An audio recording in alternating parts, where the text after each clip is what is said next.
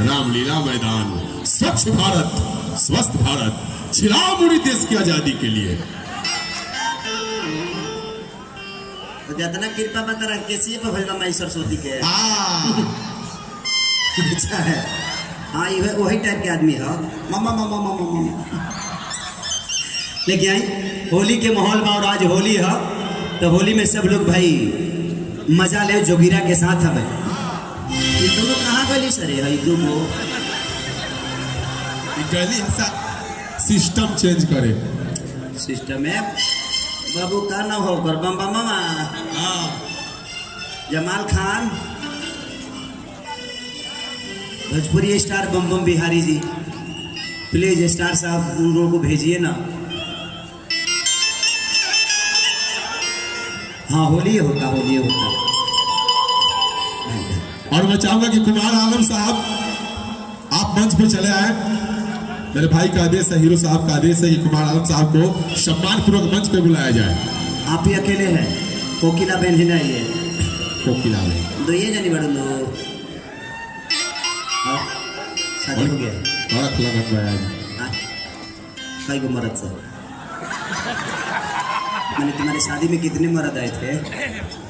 अरे यार ये शादियाँ तो एक आदमी से होला, डांस करे वाला कई लोग रहेला ना।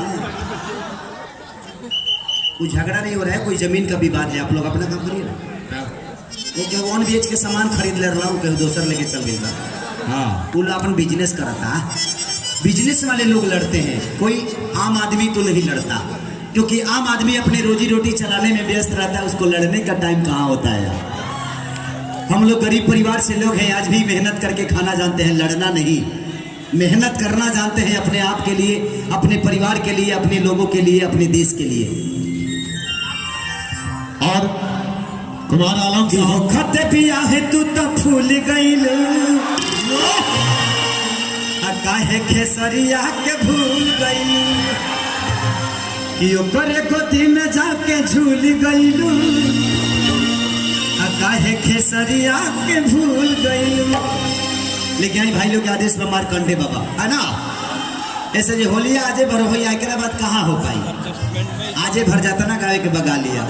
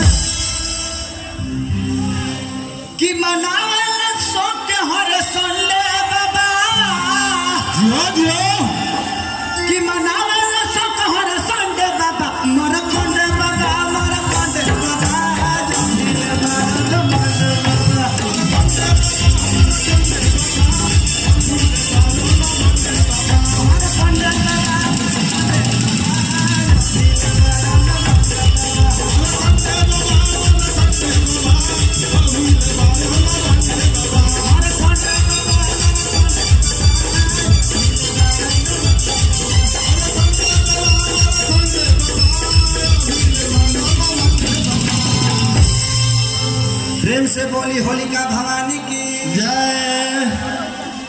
चुआट पिए वाला लोग की जय। ये नहीं खा पिए लो करो के, ये पी के उल्टी कर दिले बाबा करो के।